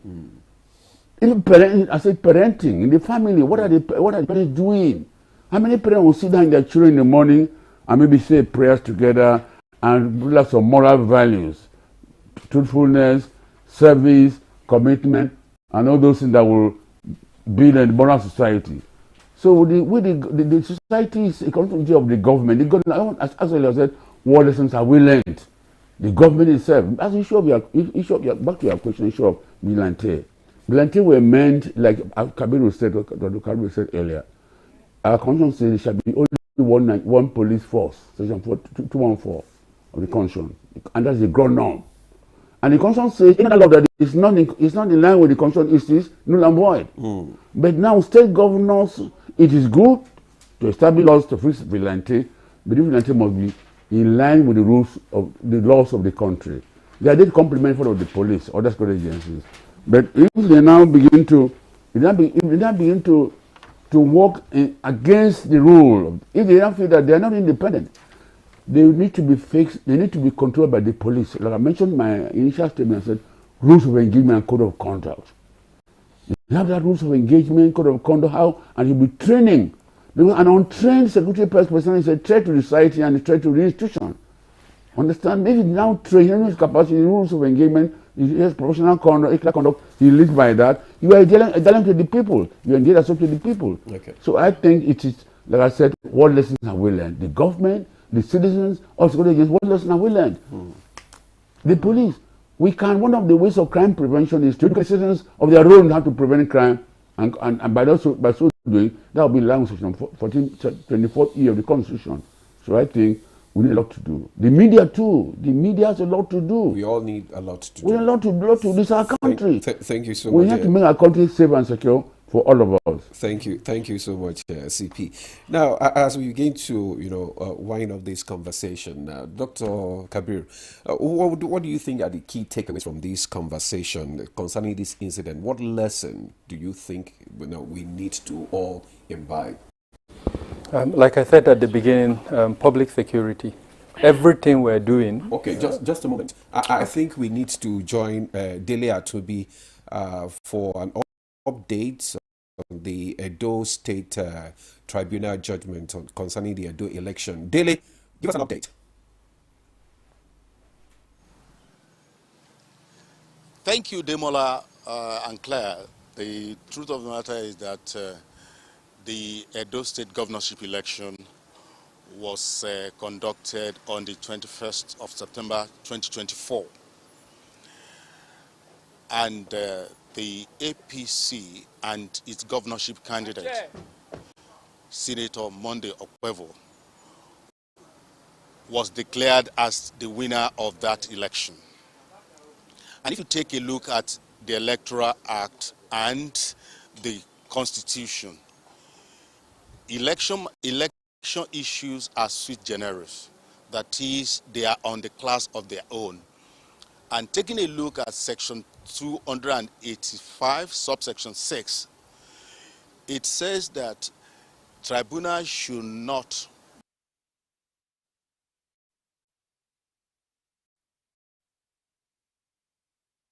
Okay. I think we are having some challenges over there. So, he's back. And that is what is being fulfilled here today. And they are going to deliver that judgment today because 3 petitions were filed before the Election Petition Tribunal, the Edo State Governorship Election Petition Tribunal. And you will recall that tribunal was sitting in Bini, Edo State capital. But on 27th of January, that tribunal had to relocate to Abuja. And no information to that effect, no reason to that effect was given. And that is why the 3-man panel is sitting here in Abuja at the National Judicial Institute.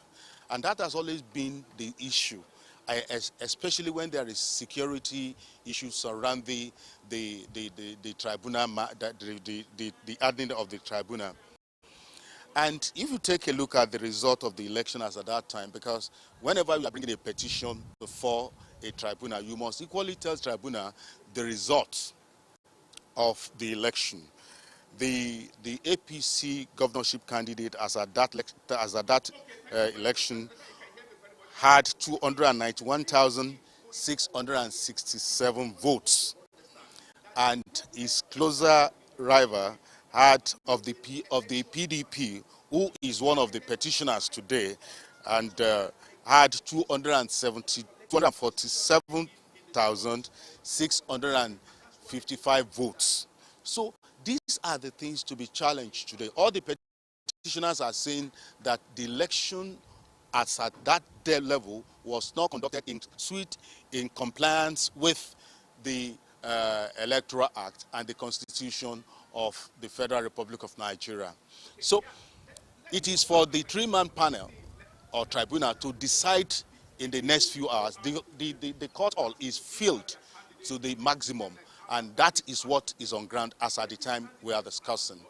Yes, let me equally inform that there was the issue of the fact that fake news, that the result of the election was that the tribunal matter was had to be is out. No, it cannot be true. It cannot be true. They've debunked that, and we'll now see when the judgment is given by the people, by the tribunal and three-man panel. They will give the judgment. They adjourned on the 3rd of March, and the tribunal will now be handling the matter today. That is the judgment that we are expecting in the next few hours. Okay, thank you so much, Dele, for that update. We expect to hear the judgment later from you. Thank you. We'll come back to the studio.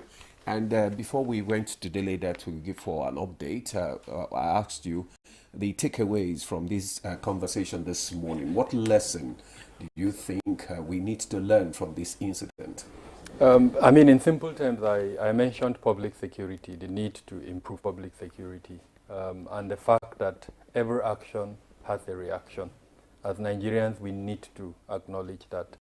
I'm sure those who meted out that jungle justice did not anticipate the reaction that will follow it. Otherwise, they probably wouldn't have done what they did.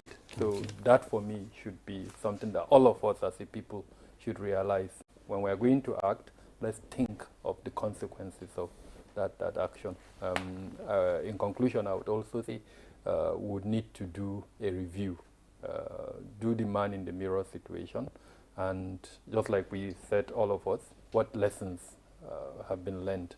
And as human beings, when we take note of those lessons, what corrective actions are we going to take to ensure there is no reoccurrence? Okay, Mr. Febua, I'm just wondering, is there any form of extra measures, to provide some form of security, even for, the northerners in Edo State? They are Nigerians. We know, but I don't want to call them northerners. Yes. They are Nigerians. The ownership structure of this country must, be consciously looked into. We don't have to be north, west, south, and all that. Nigerians are Nigerians. That's why I personally don't support or subscribe to the idea when you are filling a form, even when we near those states, there's a place of origin, a local government origin, all those things should play a bad Yes, but within the context of because, our conversation. No, presently and before now, we have very robust relationship with other people who are not from Edo State, who are resident in Edo State. I can tell you that for free. So are you assuring the safety of everybody? Everybody who lives in Edo State, has always been treated like Edo people. Because we need one another, to advance the cause of humanity. There are people who are consistently known for providing yam in the market. There are those who are known for providing onions. So it is what they call symbiotic relationship. You are not to yourself. A society is made up of different kinds of people. But what is key is the fact that we should love ourselves. We should love and ourselves. see ourselves as Nigerians. Just a last word from General Kukashika, yes. What should our youth in the north be doing? What's the behavior? I think it is not just the youth. I think it's a collective responsibility. Just like I wrote on my social media handle, I think we can do better. And it's a wake-up call that we have learned lessons. And of course, commendably, we have seen a radical departure, from previous instances and the responses. So I would rather appeal that we keep on improving on all those things so that we can know, let there be progression in terms of the relationship among the components of Nigerian society. But most importantly, the leaders, various leaders, be it political, religious, traditional, and community leaders have a role to play so that, we improve on the relationship among the components of Nigerian society. Okay, all right, we all have a role to play. Brigadier General Sani Kukashika Usman, former Nigerian Army spokesman. I'd like to thank you very much. And I'd like to also thank Dr. Kabiru Adamo, Security and Management Risk Expert, and also CEO of BISCOM Communications. Security and Intelligence Limited, yes. Kasima Febua, who's a political stalwart. I'd like to appreciate you, Thank sir. you very much. And It's of a course, pleasure. Barrister Lawrence Alobi, MON, I must add that. Thank you. Former Commissioner of Police, FCT Command, Abuja. Thank you very much, sir, for your time. He didn't ask that he's a polyglot. He speaks 16 Nigerian languages. That is the authentic Nigerian. All right. Thank you, thank you. I'm also a true Nigerian. You don't know how many languages I speak. Yeah. We're Nigerians. All right, that's good. Whether he can confidently call somebody in Katsina and sleep in Katsina now. All right. Say Anjima. See you next time. All right, thank you so Did I get much. it right? Yeah. You did, okay. All right. Well, I'm Ademola Adio. Thanks for joining us. See you again tomorrow. And I'm Claire Adelabu Abdulrazak. Bye-bye for now.